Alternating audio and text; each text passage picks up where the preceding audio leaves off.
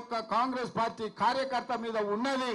అదే విధంగా ఇవాళ అతనికంటే గనుడు ఆచంట మల్లన్న అని నిన్న మొన్న బీఆర్ఎస్ నాయకులు ఈరోజు మాట్లాడుతున్నారు.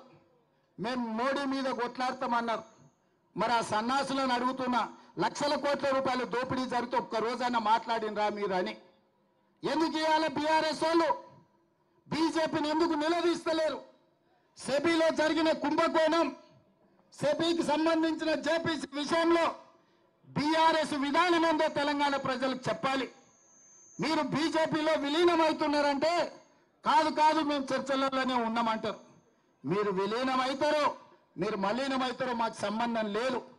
ఇవాళ ఈ సెబీలో జరిగిన కుంభకోణం మీద కేసీఆర్ విధానం ఏందో కేసీఆర్ మాట్లాడాలి. ఇవాళ కేటీఆర్ ఎందుకు ఈ విధానాన్ని ప్రశ్నిస్తూ ఈ ట్విట్టర్ తిన్ను తన ట్విట్టర్లో పెట్టట్లేదు అని నేను అడుగుతున్నా. అక్కడికి వచ్చేది అక్కడికి రాంది. ప్రతి చిల్లర మల్లర విషయంలో స్పందించే కేటీఆర్ ట్విట్టర్లో ఎందుకు ఈరోజు ఈ దోపిడీని, ఈరోజు అదానికి అధ్వానంగా ఈ దేశాన్ని దోషపెడుతుంటే ఎందుకు ట్విట్టర్ తిల్లు ఈరోజు మాట్లాడతలేరని నేను అడుగుతున్నా. టీఆర్ఎస్ వాళ్ళకి పట్టిలేదా? ఈ దేశ సంపద దోస్తుంటే బీజేపీకి అనుకూలంగా మీరు ఉన్నారని ఇది ఒక్కటే స్పష్టమైన సాక్ష్యం కదా.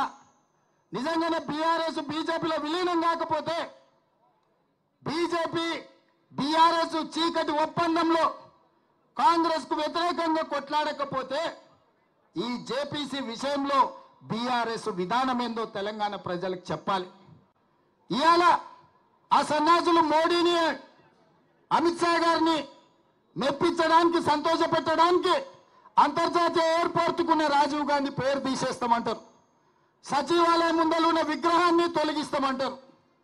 నేను అడుగుతున్నా, మీ తాతలు ముత్తాతలు మీ మొత్తం జాతి వచ్చిన రాజీవ్ గాంధీ గారి విగ్రహాన్ని కూడా ముట్టుకోలేరు.